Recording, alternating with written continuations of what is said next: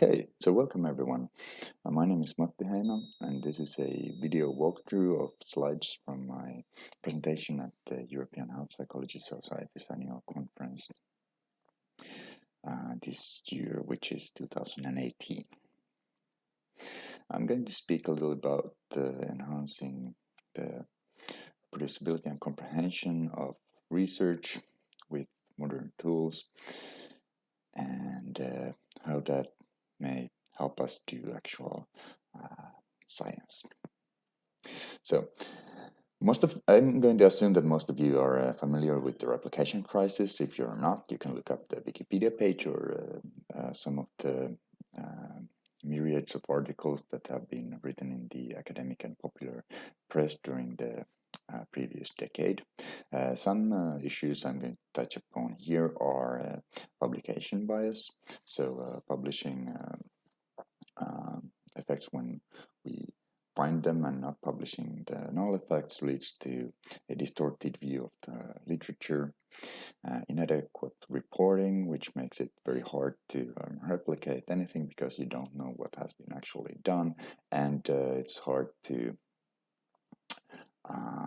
you may have some statistics you would like to know about the data, but you just can't find them because there is inadequate journal space to present everything, and also failure to share data, which would be one solution, partial solution for inadequate reporting, but which is unfortunately a few years ahead of us and probably impossible for some types of data. But anyway, I'm going to argue that it's time to put the past behind us, and we have the software architecture to solve all these issues right now. So, first of all, we have the preprint culture, which is amazing. I have received excellent comments for papers before submission when I've uploaded them to SciArchive. You can search for preprints for stuff that's not yet published in journals, and practically all journals are okay with you sharing your work through via SciArchive with the community openly. Failure to share data and inadequate reporting are a bit harder to accommodate because you can't, as I said, you can't always share data, and journals have space restrictions for reporting and all that. But happily, I think we are past that, and what I'm going to present, I learned how to do it with this amazing tutorial you'll find in the slides, which are also up on my website. So let us see. We'll go to the supplementary file, which was at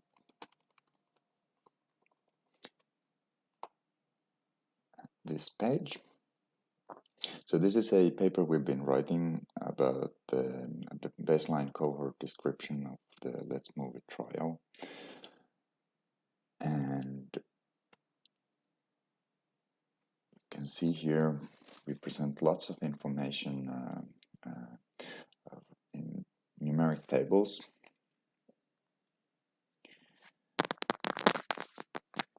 And when we started calculating sample sizes for this trial, we found that it was very hard to find the interclass correlations because they weren't really reported in many cases, and you need that for sample size calculations. For example, here you can see that 14.5% of the sedentary time, variance in sedentary time was accounted by the school membership. And if you have the same model, you can also see that the variables that were high in clustering within classrooms. But this becomes important because if you have clustered data such as patients in clinics or students in classes in schools and educational tracks, you can't necessarily or usually assume independent observations anymore. And of course, happily you can plot these things to make them a bit more understandable. So, as you may know, there are more than one way to calculate a confidence interval. Here I have calculated 4 confidence intervals and 2 credible intervals. And this is a diamond plot. You can find more information at diamondplots.com. It's Jaltian Peters' work. He also has an R package called User-Friendly Science, which is meant for researchers transitioning from SPSS to R, and it's quite nifty. You might want to check it out if you're starting with R. But anyway, a diamond plot shows the confidence interval as the endpoints of the diamond. So we have the high confidence interval and the lower bound, and the intercept is in the middle.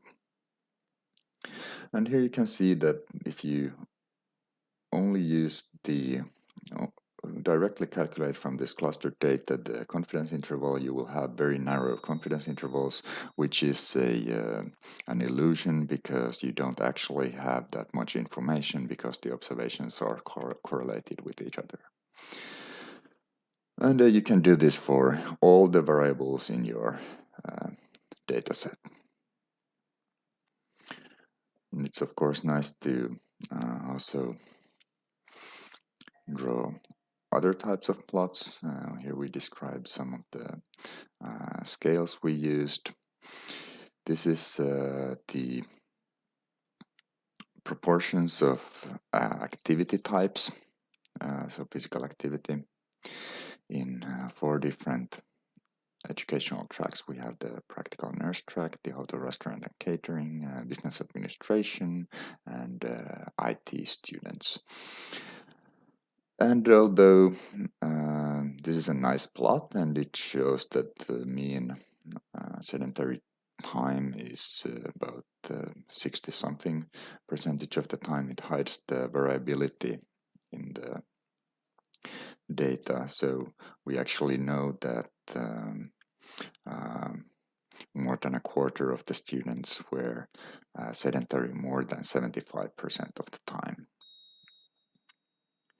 So to show, you want to show that the variance around the mean, because an average really doesn't mean anything unless you know the variance, and standard deviation just doesn't cut it, because you can also have 2 distributions with exactly the same means and standard deviations, but they can be, for example, very skewed, and you will lead to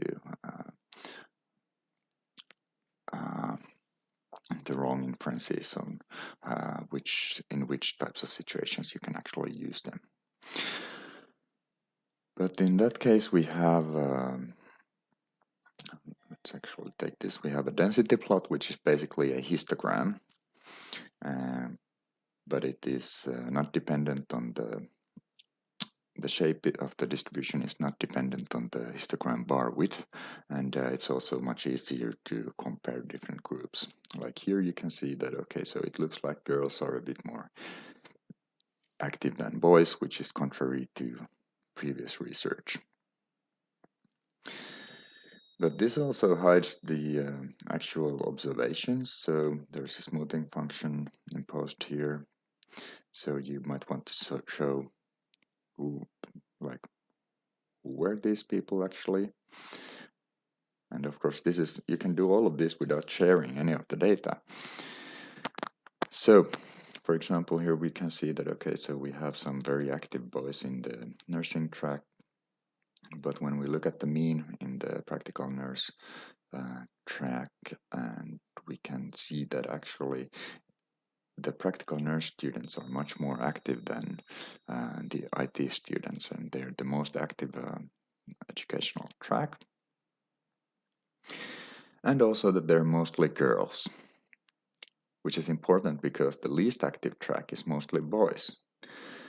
So when you're talking about girls, you're actually talking about the nursing students, the practical nurse students, and not the cohort as a whole, which makes it look like the girls are more active when actually in all of the tracks we can see that except for hotel, restaurant, and catering, girls are a bit less active than boys in each of the tracks. So this is the Simpsons Paradox, and this is best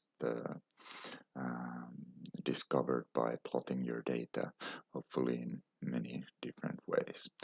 And also in this paper, we'll be venturing into looking at network analysis and how that can be used for health psychological data and behavior change technique usage and autonomous and controlled forms of motivation and so forth. And so we have a lot of networks and robustness tests and more and other information in this supplement. So this is what you saw, and what we've learned is that we need to present as much information as we can, but if you only do it with numerical tables, you will fry the audience. Visualizations will help, but of course, a lot of them will become overwhelming anyway, but they are the best alternative that I've thought of so far. And these things won't write themselves, but doing one actually teaches you an amazing amount of R skills and plotting, which is quite handy in any type of a job that involves data. And the earlier you start learning R, the more benefits you will reap during the rest of your career. And I also think that this might not be something that senior people might want to do because they have other things to take care of. And we also truly need a division of labor and some sort of a complementary expertise in research teams to be able to work in with complex research topics. And also, as a nice bonus, if you have a very boring paper, you can spice it up by drawing nice plots and writing up a web supplement. So, I'd like to leave you with two final thoughts. So, my thinking is that once we actually learn how to archive and manage the combinations of preprints and technical supplements, journals become redundant. We also need peer review to an extent. And Frank Harrell has an interesting proposition for that, so that we would have our own electronic archives and do peer reviews on other people's work. Basically, we can do that by drawing up notes once while we are reading an interesting piece of work, and hopefully one day we will actually get rewarded for this. So that's all I had to say so far, and feel free to engage in the discussion on Twitter and visit my website, and please let me know if you think I'm horribly wrong about something, because as I always say, I don't get nearly enough shit these days. So thank you, and have fun playing with R and website supplements, and hopefully this has been somehow useful to you. Bye-bye.